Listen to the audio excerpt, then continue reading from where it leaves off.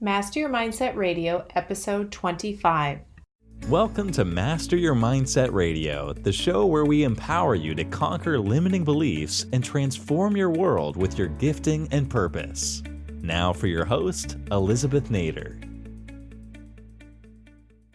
Hey guys, welcome back to another episode. So glad to have you here. And today I'm excited to be interviewing someone who I think is going to add a lot of value to your life and share some important things regarding money. So Jessica Parks, you are on with us. Can you hear me okay? Yes. Hi, Elizabeth. How are you? I'm good. I'm so glad to have you here. Me too. Thanks so much for thinking of me. Absolutely. Guys, Jessica is actually a Northern New Jersey person, and we met through some other business ventures. She is a mompreneur, ultimate mompreneur. It's one of her passions to help other women who are entrepreneurs, but she's owned a few businesses and she has 3 boys. So that's the same for me, so I can relate to that. I just threw in an extra girl just to make things a little more challenging, but we'll see if that's going to happen with Jessica, right? I don't think so. Okay, so we won't do that. But 3 boys is enough. A boy's mom, for those of you who are, you know that's the best thing in the world. So Jessica is now currently starting or has been working on a financial venture. Really, it's like financial consulting. I'll let her tell you about it. But the reason I asked her to come on today is that, as you know, for those of you who have read the book, I do a whole chapter on money mindset. And for me, money, just when you talk about mindset, you can't not talk about money. I think money is one of the biggest issues that we have in our lives, one of the biggest issues that we need to attack and we need to solve. And it's something that if you ignore, everything else can just be in the right place. And then you have money challenges, money mindset issues, and it really can be a negative force in your life. So it's a passion of mine that people have the right relationship with money. And, you know, I'm always focusing on what is your limiting belief. And I'm sure all of you can agree that most people have some level of limiting beliefs as it relates to money. So it's something that I encourage everybody to work on. And so I wanted Jessica to visit with you guys today because she has sort of a specific take on this as it relates to a big portion of American families who really need to get their finances in order. And I wanted to have a conversation about money mindset. So Jessica, can you kind of tell us what it is you're doing right now to help people overcome issues and to manage their finances in a way that lets them win at money? Sure. So, you know, I think the biggest thing is focusing on education, right? If we don't talk about it, we're not taught the right things growing up, and we're kind of just winging it. We're not really confident in the decisions that we're making. We hope that it works out.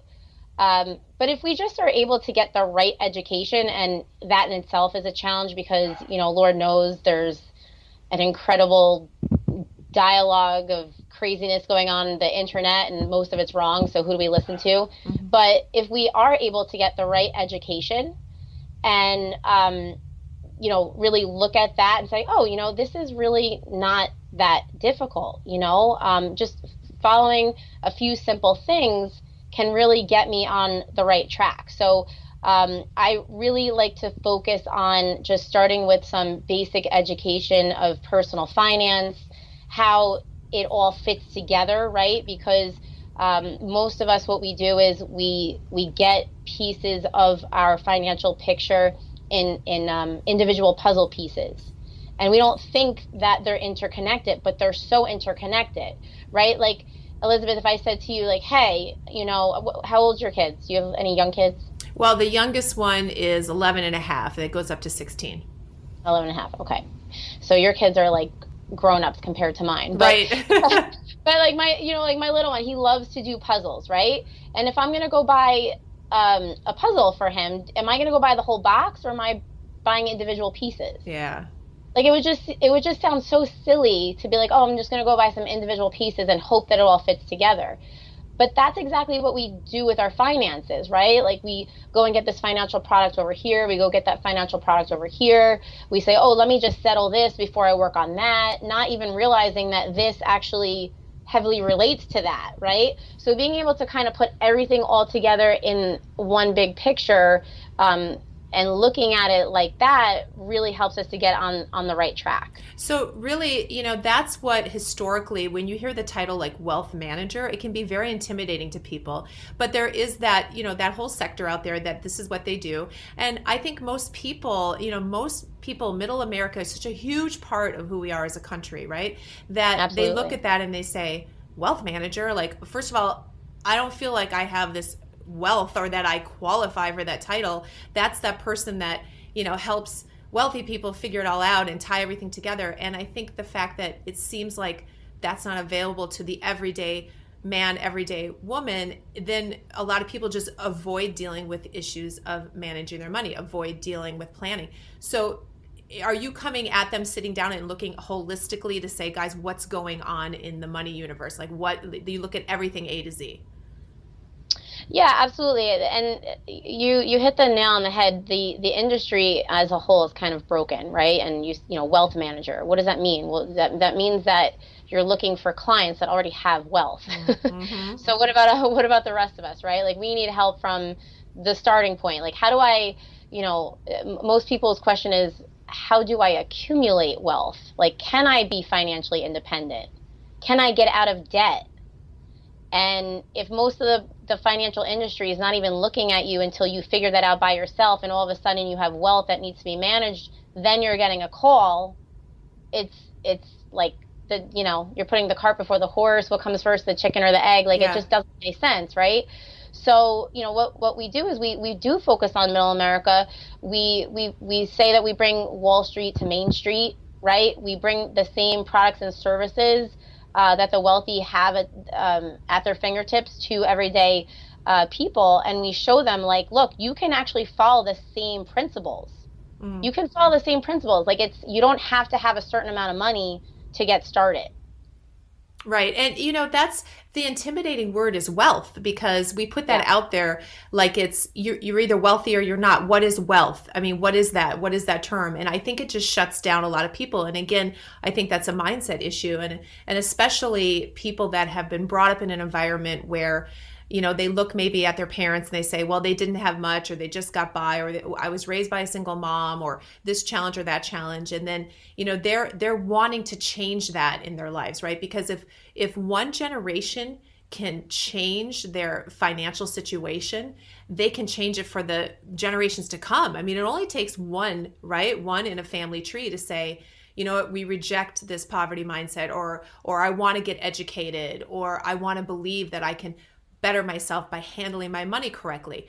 I think that I hear so much like of the push to better your kids and tell your kids you can reach for this and reach for that, and you can be anything you want. But like you said, I think it stops there, and no one says, oh, by the way, let's educate you on what to do with your money.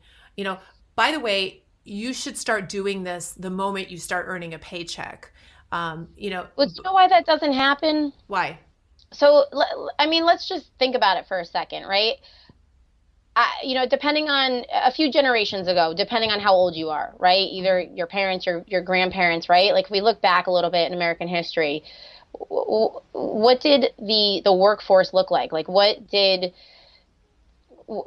everyone went to work, usually working for a corporation, right? Yep. And what did they have? Pensions. They had pensions, and Social Security was actually a thing, yep. Right? Yep. So these are things that, okay, you stay in a job for however many years, right? A few decades. You're going to retire at a certain age, and you take for granted that money was put aside for you, and you're going to live off of that for the rest of your life. Mm. So you didn't have a need for planning for your future, right? Right. And retirement was an age. It wasn't a number. Wow. But then what happened as, time progresses, more corporations got rid of the pension. It actually just is not a sustainable model. Like, however they were putting the pensions together, it wasn't a sustainable model. It was actually bankrupting corporations. And governments, state governments and local governments, yes. Right. And if you are a government employee, you are lucky enough to probably still have a pension. But even that, the amounts, as I'm looking at my clients, even that is diminishing, right? Like, very few people are getting that fat pension. Right. Right. Like, but regardless, so So now the pension's going away, Social Security is kind of crumbling. Like when I sit down with a client, if they're under 50, we don't even calculate Social Security because into their financial independence number, because we don't even know if it's going to be around, right? Wow, right. So we don't have the pension, we don't have much of Social Security, and then all of a sudden people are approaching that number, right? That age, right? Mm-hmm. Like when do you want to retire? Oh, 65. Why 65? I don't know. Isn't that when people retire? Well, yeah, that's when people retire. They took for granted that the money was just there when they retired, but the money's not there anymore. So now it's not an age, it's a number, Wow. right?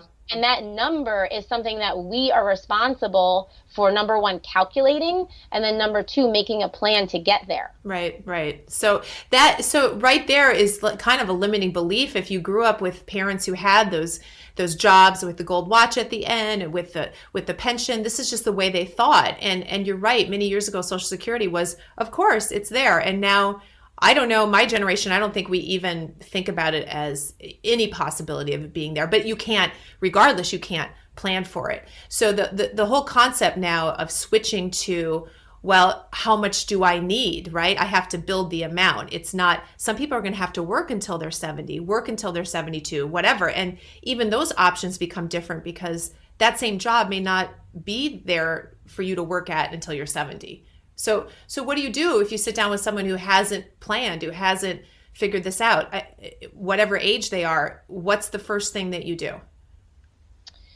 Yeah, I mean, it's a difficult conversation to have with someone. How do you have a conversation? I literally just had this conversation with someone in the last 2 weeks. And I mean, I don't want to give too many, not that I would say their name, I don't want to give too many details, but it was a person that was very close to that retirement age, right? Mm-hmm. And they came to me and they said, I want to retire at 67. I have this much saved so far. What do I need to do? And I put the plan together and I was like, listen, we need to look at the numbers, okay? Like it's not, we can't do this at this age. Like, first of all, you have to be saving double what you're saving now. Mm-hmm. You have to pay very, very close attention to the rate of return that you're getting. And even with those things, we still need to push your retirement out. Wow. And, I mean, that was disappointing, but at the same time, it is what it is. But the fact that now, even though it's pushed out and it's disappointing, there was still like that inkling of hope, because she's like, no one's ever sat down with me and actually laid everything out and made me understand how the things that I'm doing, how it's affecting my future. Right.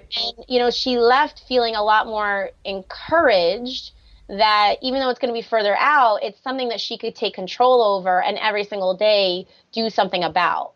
But this is a huge, I mean, I think this is a huge issue that we're facing. And I think that we need people to have this education more than ever, because it's not, think about it, it's not only about, oh, poor me, like I didn't plan and now I have to work till I'm older, but now we're taking for granted that we're healthy, right? So yeah. What if we get to be older and now we're not healthy and we can't work? Then we need to go on some kind of social assistance, or we become a burden to our children, right? Like it's social responsibility. It's not just about you taking care of you. It's actually about taking an active, being aware that it's a social responsibility, that you are a part of a bigger picture, that if you don't take care of yourself, you're creating a burden for someone else, whether it's our tax dollars or relatives that are going to need to take care of you in some way. I really think it's a quiet epidemic. I think in a lot of ways it's what people are just avoiding. I don't know if they're avoiding the conversation or there's just so much noise about everything else, but it has such a broad impact, like you said, because it can change the very nature of our economy if we have this huge amount of people who suddenly wake up and say, I have to retire for whatever reason, if I physically can't work anymore, or I lost my job because they don't want a 70-year-old do whatever, and I don't have a lot of options. And if it's not government, then it's all of a sudden children who are trying to save for their own future now have to take care of their parents. So it's, I feel like not enough people are thinking about it. And I think a lot of that has to do with almost the power of denial. Again, I think it's something that we didn't have the education when we needed it. There wasn't the foresight to say from the parents who were okay and the parents who were taken care of by whatever system existed for them, whether it be pensions or Social Security that was more reliable, that they didn't think to say to their kids, hey, guys, things are going to change for you. It's not going to be the same. So let's talk about what that looks like. And so in a lot of ways, it's very easy to avoid those money conversations. It's very easy to be in denial and put that away somewhere where you don't have to deal with it, but it's not going away. Have you ever had anyone say to you, like, I mean, when you sit in front of them, do you sort of see this denial, or do you kind of run up against beliefs that have been formed from childhood that just aren't serving them anymore? You start to see their money mindset issues? Absolutely. I mean, I sit down with people, and before we even begin, they're like, I can't afford anything. Like, I don't know how you're going to, I want your help. I don't know how you're going to help me, but like, I just can't, I live paycheck to paycheck. Like, I can't afford anything. Right. And then you can afford stuff, right? You're affording stuff right now. It's just paying attention to what you're spending your money on. Right.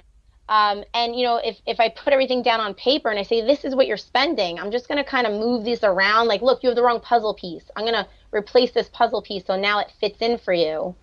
And, you know, like, jaws drop, right? Like, oh my gosh, like, this now is a functional plan that is serving my purpose for my future. And I'm literally spending the same amount of money, or I'm literally only needing to find an extra $100 or $200 a month. Right. And that's all it is. It's nothing earth shattering. It really isn't.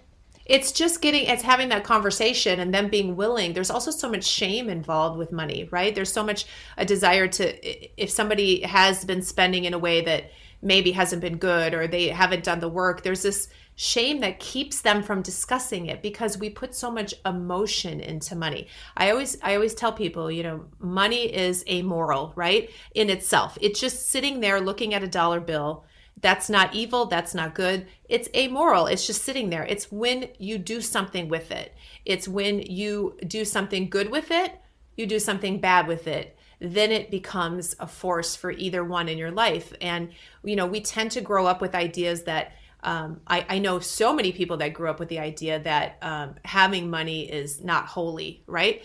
And you see this a lot in, my experience has been a lot in the evangelical churches and things like that, that it's better, you know, to be poor. It's more holy, that money is evil. You see that people getting that from their parents, and everybody's working hard to support their family and to whatever, but yet there's this limiting belief that you don't want too much money. And guess what? They don't have too much money. It's like like repelling it, because they have this belief that it's not good, but it's also because there's shame involved. So I would imagine, you know, the opportunity to sit down with you, especially people who have never had these conversations before, the opportunity to sit down with you is huge. The opportunity to potentially change their future with just a few adjustments and a few tools is huge. But what can hold them back is the shame involved, because that conversation includes, okay, Jessica, here's what's going on in my life. So do you get that feeling from people sometimes, like, oh, I don't really want to tell you this, or, oh, okay, I got to have this conversation. Like, once we pull the Band-Aid off, it's okay, but initially it's tough. Yeah, absolutely. And you're right. It's coming from a broken mindset, and it could be a delicate conversation. So, you know, you sometimes have to just start with one thing at a time, right? And if you make one thing a little bit better, then we can work on something else, right? Right. And sometimes, you know, you got to make baby steps, and sometimes people are just ready to plunge into a plan. You know, it just really depends on where the person is, and you just have to start with where the person is. And sometimes people say that they want to change, but they're really not willing to yet. And, you know, it's like that saying, like, you can lead a horse to water, but you can't make them drink. Like, right. You know, you can have all the education in the world, but if you're not willing to start making changes, nothing's going to change. And there's nothing I or anyone else could do about it except yourself. Right. Well, knowledge is power, but it's meaningless if you don't apply it. So applied knowledge is power. So the things that you tell them, they have to put into action. And are you sitting generally in front of married couples? Is that usually who you're talking to? Yes. So do you have specific experience about that in itself being a challenge? I mean, I don't know. Do we do that well in relationships? I'm asking you that kind of rhetorically, because we know that money is probably number one or number two in the challenges in a marriage, right? So do you see that come to the surface? Yeah. I mean, you know, meetings can get a little goofy sometimes, right? If people aren't on the same page. But then other times it's something that brings people together. Like, yes, we're working on this together. This is going to make our future better and brighter, and it can bring people together. And I remember a few years ago when I first started, my mentor in the business, he said, money makes good people better and bad people worse. Yes, that's so good. And it's like a magical magnifying glass. Yes. Right? Like whatever is going on beneath the surface is going, how you're going to relate to money. Yeah. And you mentioned, the church, and it's funny because I actually wrote down a Bible verse from Matthew. It's Matthew 25:14-30. It's the parable of the talents, which Yep. I'm not going to explain the whole parable, but if anyone that's not familiar with it, you can look it up. Matthew 25:14-30, and verse 29 says, "To those who use well what they are given, even more will be given, and they will have an abundance. But from those who do not, but from those who do nothing, even what little they have will be taken away." Yep. So, I share this because, again, it's just finding a starting place. Mm-hmm. It's just, if you have a little bit, practice doing the right thing with a little bit, and then you'll have a little bit more. Yes, that's awesome. It's the compound effect. It really, really works that way. Like, mindset works that way. Your money will grow that way. Your belief system will grow that way. So, anyone in the church thinks that like it's righteous to be poor.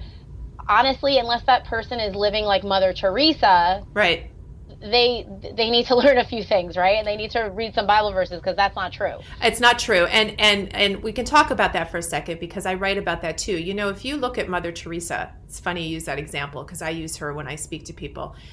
She was in her purpose. And I always say, when you're in your purpose, provision follows, right? Because that's one of the things that defines purpose. She had all the provision she needed. Trust me. I mean, she had the Vatican at her disposal, but she chose, because life is a choice, she chose a vow of poverty. That in no way says that she didn't have provision. That was her specific call, and it's unique to her. It does not say then, and it does not follow then, that therefore money is evil. And I try to tell people, if you look at it from a spiritual standpoint, and I am under the personal belief that everything is God's. I mean, I go by that scripture that says everything under the heavens is his. So if money is his, I mean, if you go there with me, if money is his, it's his money, let's say, he's not going to give it to somebody who isn't going to be a good steward of it. If I am going to give you, Jessica, $100,000 to invest, if I'm going to give you $1,000 to invest, and you don't do well with it, go back to the parable of the talents, because that's, in that story, you don't do well with it, you lose it, or you're not a good steward, manager of it. Am I going to give you more?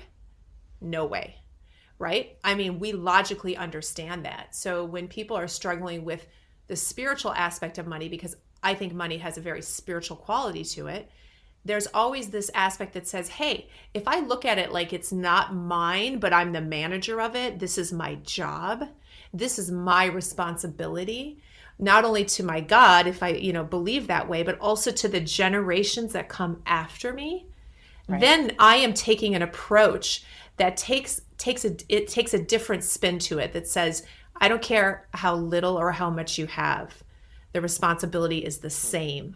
And then, like you said, when you start to do it right, when you start to treat it right, then more starts to come in. It's like a spiritual principle to, more, like you read, like if somebody's doing well with it, more comes. If somebody's not, even that is taken away. Harsh, but true. And I've seen that. You've seen that, right? Operate in people's lives. I hate to admit it, but I've seen it work in my life. Like, yeah. I'm like a living, and I've seen it work in my life. Like, you just like, because it's a little things, right? Like my dad, you always used to have this saying, like, death by 1,000 cuts. Yes. Right. And I changed it by debt by 1,000 pennies. Yes. Because that's how it works. Like, we are so cognizant of the big purchases that we make. Yep. But what is the mindset that we have about little amounts of money? Like, oh, it's just an extra $1, it's just $15, but it was on sale. And that adds up so fast. Yes. So fast. So when my husband and I first got married, we weren't making a ton of money. we we were like on reset. Like we both came out of, tornadoes, Right. and God brought us together, and we're doing life together, and it's just been a blessing, an amazing thing. But when we were starting over, we really were starting over financially, like in every aspect. And in the beginning, we weren't making a lot of money, and we were watching, we were spending, and then all of a sudden, we started making money exponentially. Yep. And when you do that, when that happens, you make money exponentially, and you're used to living off a certain amount of money. You're like, oh, whatever, I can buy that $100 sweater now. Like I'm rolling in the dough. Like, you know what I mean? And then at the end of the year, we're like, we did not save any money. What a waste. Mm-hmm. What a waste. What do we have? We have a bunch of crap in our house now. Like, what a waste, right? So, and then it's like I felt dirty almost. Yeah. I almost felt like I felt dirty. And, I was like, Carrie, that's my husband's name. I said, Carrie, I don't want to take this for granted. Like the fact that, we were blessed to be able to, all of a sudden have our businesses kind of take off and be blessed with this money, because we need this money because we have 3 little boys that we have to, raise and take care of. I'm like, we're not doing the right thing, and we need to change this before it gets taken away from us. Yeah. So we had a conversation and, started to be very cognizant about how we were spending our money, where we were spending it, why we were spending it, why we wanted to save money. And things started to change. Like not only did we continue to now on a slower pace start to make more money, but we were also starting to save so much more money, where the year before we were like, we couldn't put any money away. We couldn't put any money away. Mm-hmm. In reality, we could have put money away, but in our minds, we couldn't, right? Yeah, in your mind, right? But, yeah, right. Yeah, and so and I'm thankful that I got to live through that experience, because sometimes you just need to live through an experience. You know what I mean? Like sometimes you need to just mess up, even if you know the right thing, you need to kind of do it and be like, all right, really? Like really? Well, you've been there. You can understand your clients better too. You understand what that's like. Right, exactly. So, I have a few things that if I were to just, without having an individual coaching session with someone and without actually getting into, all of the personal finance type of things that I teach to my clients, on the surface, there's a few things that we can start doing to get into a better money mindset and start moving in the right direction. So, one of those things is start believing that you have the power, and only you have the power to change your financial situation. Yep. Like you just have to believe that, believe it and tell yourself that on a daily basis, and and be responsible for it and own it. And then from there, the second thing you need to do is identify your why. Like, why do you want more money? And you really need to go deep. Like, really be honest with yourself, and then judge yourself. Like, are these pure and good motives? Right? Like, going back to the money makes good people better and bad people worse, right? Like that magical magnifying glass, right? Like, I'll give you an example. So I want more money because I want to buy things. I want some status. Well, is that because you want to be respected? Is the real issue respect and status, or is the issue really a need for more money? Right. And is that a good or bad thing, right? I'm not going to judge, but you need to decide that, right? And really unpack it. Yeah. I really think I work hard and I'm underpaid. I really want to spend more time with my family, and if I had money, I could work less. Okay, so maybe money is part of that solution, but perhaps implementing a work-life balance first would help you really understand the kind of plan that you need to put in place for your money. Yep. Right? Yep. I know I'm behind on saving for retirement, so I don't want to take my health for granted, right? I realize that I'm young and healthy right now, and I want to be able to work as much as I possibly can and set up my future. Okay, all of these different things, I'm going to have a different conversation with my client. We're going to have a different game plan, right? Like, we say that putting a game plan together is like a thumbprint. Everyone has a different thumbprint. Everyone's going to have a different financial plan depending on what their goals and dreams are. So, that's, number one. And two, number three, and it goes back to that parable that we were just talking about, starting small but consistently, it's going to compound out. So it's even like little things that you can do on a daily basis. So I was reading this book, and the author was talking about one of the employees that he had, and he was giving a speech about, saving for retirement, that you should be saving on average about 10% of your salary a year. And his secretary comes to him, or his assistant, whoever it was, and was like, she's like, I can't afford to put 10% away on my salary. Like, there's no way I can do that.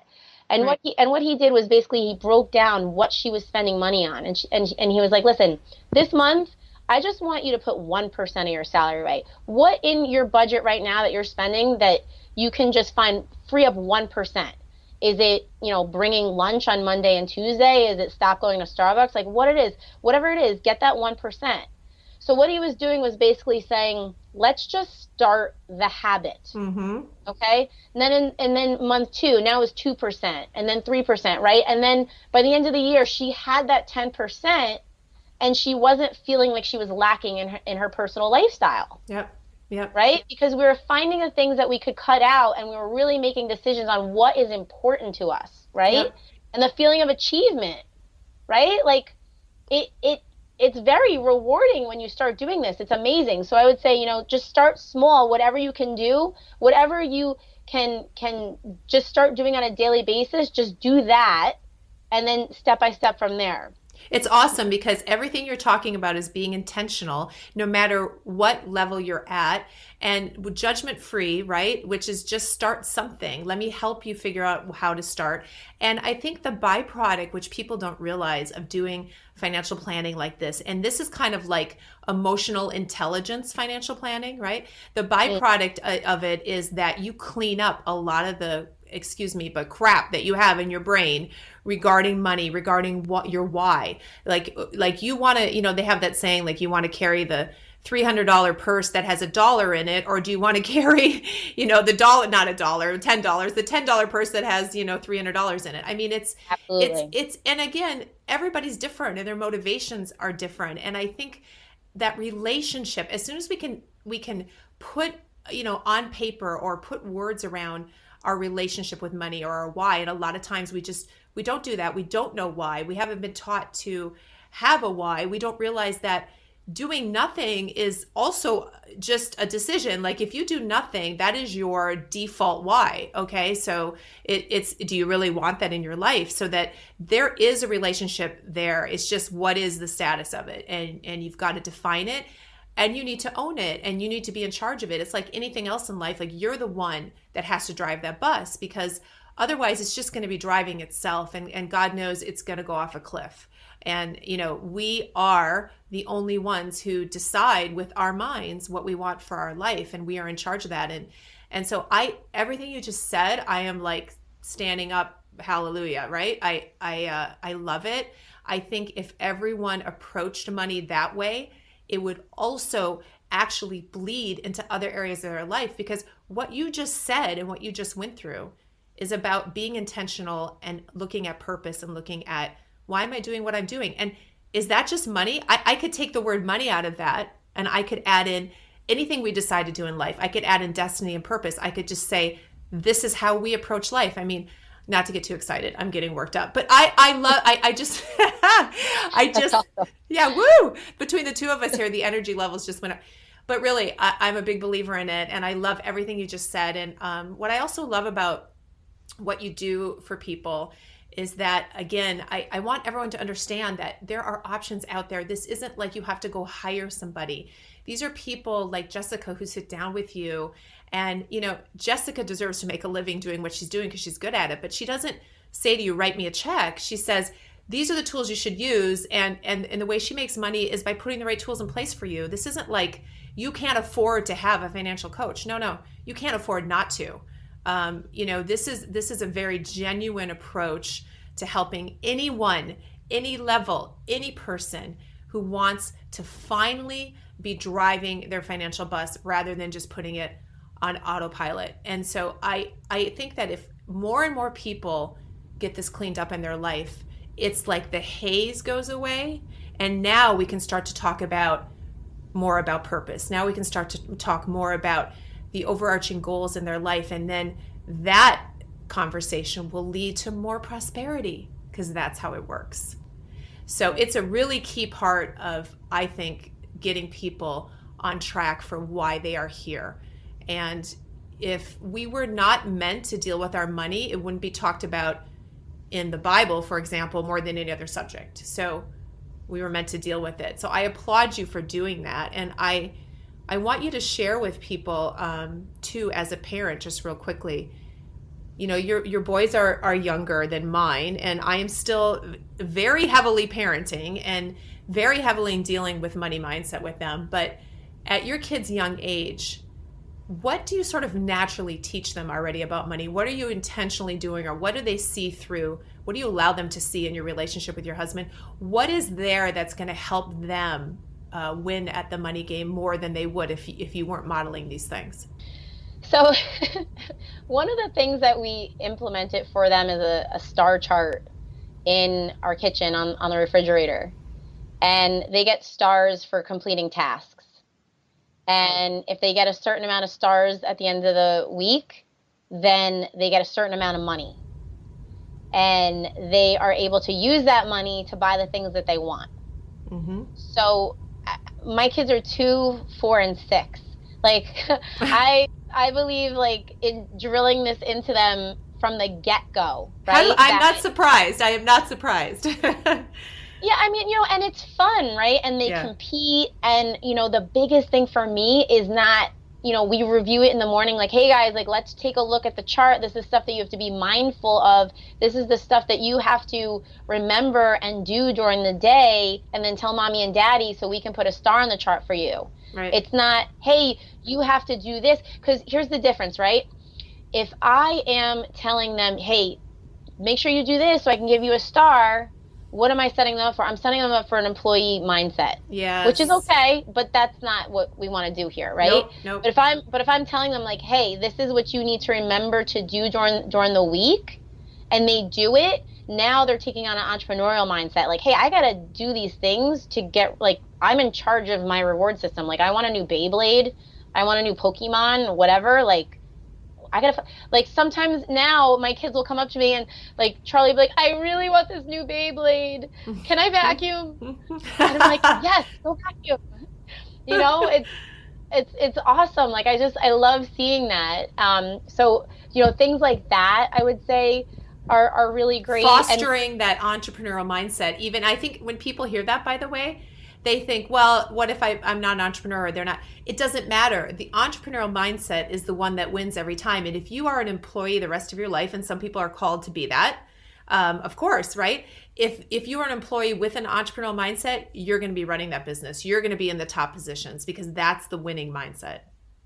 Exactly. And I mean, really, the thing that we really just want them to understand is, like, money's not growing on trees. Like, when they say, mommy, daddy, buy me this, right. It's not like, just bills are regenerating in our pockets, anytime we want something. It's just more of an understanding that you have to do something in order to get something. That's right. And, on the most simple level, that's what we're trying to raise them to understand. I have to share with you that I had on sort of a few years older, I had an amazing moment. You get those as parents, those parenting win moments that you just like, wow, I think I actually did something really well there. And my 16-year-old, he was 15 at the time when he started his job. He works at Chick-fil-A, which he loves, and he's an amazing guy when he goes there. He just does such a good job. I'm very proud that he works so hard. And when he got his first paycheck, he turned to me and he said, wow, he said, Mom, money really is freedom. And I was like, woo, that's the best. I mean, I thought, how? Yes, money is freedom. Money isn't everything, but money certainly is freedom. And so I felt like I had a pat myself on the back moment there. I mean, I don't know if that was all me, but you understand that moment where you say, absolutely. Yeah. And so that's what he's getting now. And so, you're at the stage still where you're, we're all still sort of sowing, but the reaping is there, and it's ongoing. But I love that you're being intentional about it at such a young age. And I would say to parents listening, don't wait. Like, don't wait. Do it now. Clean up your own situation and educate your kids now. I mean, there's definitely steps to it, right? Like first we have to, make them understand that you have to do something to get something, right? Yeah.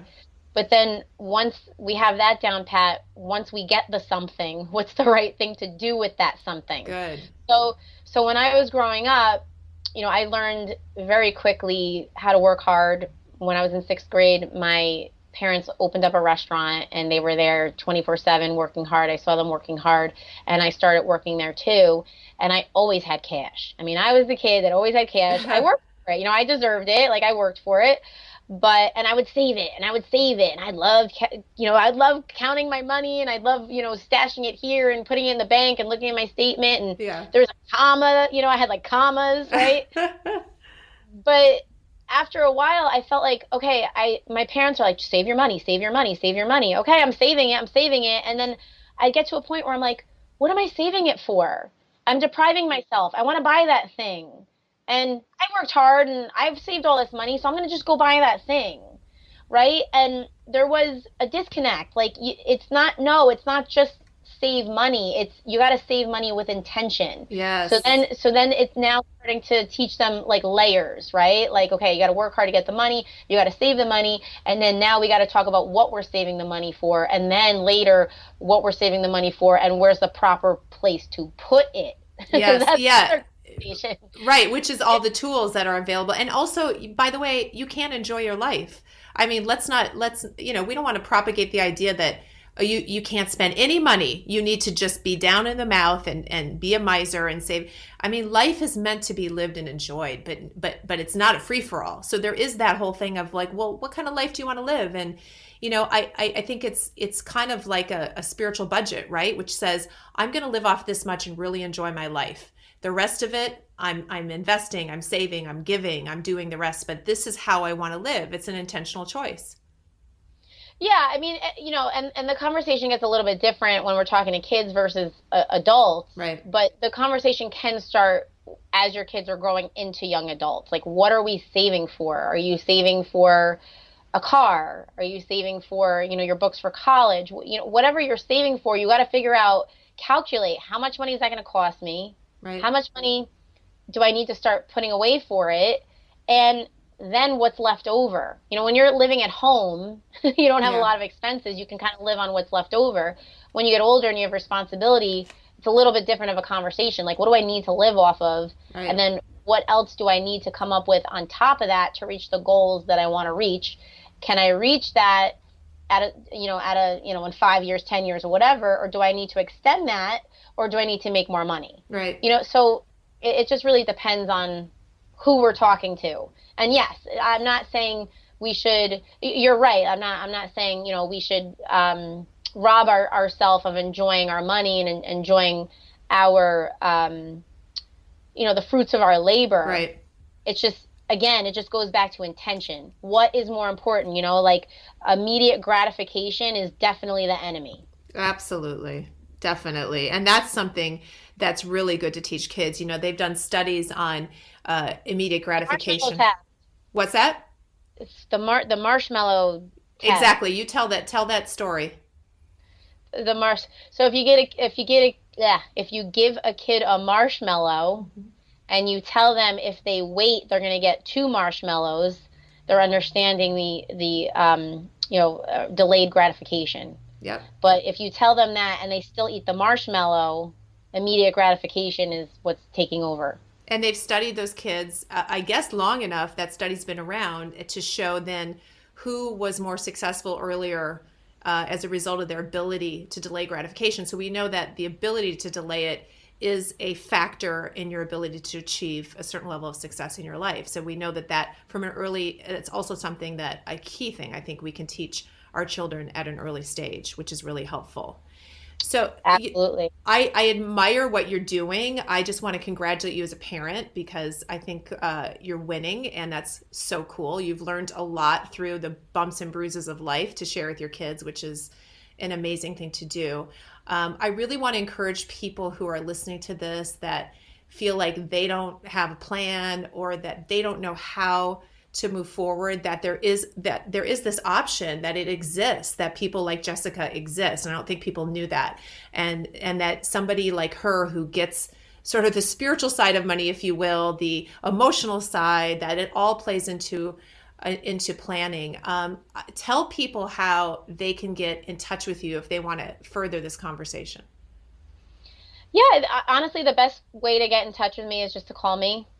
And I'll give you my number. It's Okay. 973-220-9237. Just call me. Questions, whatever, I'll be available. And, I encourage people to get a financial coach. We had a vendor come into our office not too long ago to give us a training. And, one of the things he said to me really resonated. He said, do-it-yourself investors double their money on average every 28 years. Mm. What does that really mean? That means that you're making less than 3% on your money. Mm. What does that mean? Well, inflation grows at an average rate of 3% every year.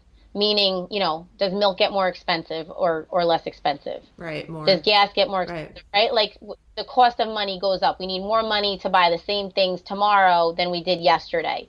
So if inflation's growing at 3% and the average do-it-yourself investor is making less than 3%, we're not even keeping up with purchasing power. Right. So, I don't want to pay fees. I don't want to pay this. I don't want to pay that. Well, compare it to the cost that you're costing yourself by trying to figure it out yourself. Like, what are you losing by not hiring someone to help you? Exactly. Right. Exactly. And you're basically leveling the playing field, giving people access to tools that previously only wealth advisors, so to speak, or people that already had money either had access to or had knowledge of. And this is leveling the playing field and saying that you too can play in this arena and you too can benefit from it. So give them your phone number one more time. So it's 973-220-9237. Hey, Jessica, do you have social media as well where they can connect with you? Yes, absolutely. You could totally call my cell phone, but if you want to follow me on Instagram, my handle, is it a handle? My handle yes. is Hometown News Girl. Hometown News Girl. Yes. Okay, cool. So Instagram is a good place to hook up with you. Yes. I try very hard to keep up to date with the stories of the mayhem that goes on in my house with raising 3 boys and being a mompreneur, and it's a lot of fun, and I've been having a lot of great conversations on there, so I would love to connect with you there as well. Okay, that's great. Thank you. I'm not going to talk about the company I'm with because that's not why we're here. We're here to talk about mindset, but if you're not in the New Jersey area, the same philosophy that I have, we have a network that's actually all over North America. So if you're in another place, I encourage you to still call me and I can still help you get connected to someone. If you choose to go in a different direction, the things that I would just leave behind for you, if you are interested in getting with a financial coach, is make sure that they explain to you the basic principles of personal finance. Make sure that you're actually getting an education, like you're understanding how compound interest works, the different places you can put your money, things, income protection. Make sure that you're getting that education and that you are feeling empowered and you're making your own decisions and not like someone's just telling you what to do. Oh, this is over my head. It's too complicated. I'm just going to listen to what they say. No, that's not true. It really is not that complicated. If they're making it sound that complicated, that's probably not the direction you want to go with. Right. The other thing is make sure it's someone that's upfront with their fees. One of the first conversations I have with someone is I talk about how I get compensated, and I explain the value of the compensation that I'm looking for, and I ask if we're in agreement before we get started, right? I can't tell you how many people I've sat down with where they say, oh, well, I'm just going to put all my money in my 401k because there's no fees. Guess what? There's lots of fees. Oh, yeah. Right? And then someone that's also going to thoroughly explain the products that they're putting you in. Not only putting you in, but maybe replacing, right? They might say, oh, I want to replace this. Well, make sure they explain to you what you have, the benefits of it, and then why they're proposing another solution. And make sure that, again, you're the one that's making the decision. And make sure this person actually thoroughly interviews you. Like, you want to make sure that they have an understanding of your goals and your dreams, and that when they're coming back with a plan, they're saying, listen, the last time we spoke, you told me you wanted A, B, C, D. And my plan is now going to show you how we're going to get to A, B, C, and D. If I missed anything, let me know and we'll course correct. Right. So those are, the 4 things that I would say, if you're interested in working with a financial coach, that you would take into consideration before you start. Because once you start with someone, it's really someone that you're going to be working with, hopefully for a long period of time, right? If you were going to get a fitness coach, it's not, you don't meet with your fitness coach one time and, at the end of 12 months, you're ready to go do a triathlon, right? Like, it's someone that is with you every step of the way as you're making milestones. Yeah. So you really want to make sure that you're talking to someone that you really want to be with for a while. Yeah, no kidding. I mean, they're going to be intimately involved in details in your life, so it's an important relationship. Absolutely. Well, you guys can tell that Jessica knows what she's talking about. And just to give you a little teaser and push her a little bit, I think there might be a podcast coming out at some point having to do with moms, and I like to push people, Jessica. So Thank you, Elizabeth. Yeah, you're welcome. You're welcome. So when that happens, guys, I'm going to let you know about it, because you can see she's a wealth of information and she can really relate to all of us moms, and we all have a lot to share with each other beyond just this subject. So I, for one, hope that podcast comes out soon, and when it does, we're going to tell our audience all about it. So you'll have to come back then. But thank you so much, Jessica. This has been amazing, and I know everyone's going to love it. It's going to be on the internet forever, so it'll be a resource for people to go listen to time and time again. I can't wait to listen to myself. You can't wait to what? To listen to it. I can't wait to hear myself. Everyone loves hearing themselves on recording, right? Hey, you know what is funny about that? It's such a limiting belief. It cracks me up, because I have to tell you, and I've told some of my audience this before, I used to hate hearing my voice when I was growing up, right? Nobody wants to hear their voice recorded. And I hear my kids say that to me today. Now they'll say, oh, I don't want to hear my voice. And I said, what's funny? This is going to sound hilarious to you, but I now love hearing my voice. Boy, that sounds really, really self-indulgent. No, I love that. You have to overcome it. I'm going to be you. I'm going to be you. This is going to be me in a few months. I'm telling you, you have to overcome that. And I now love to do these things. And obviously it's part of what I'm supposed to be doing anyway, but the same for you.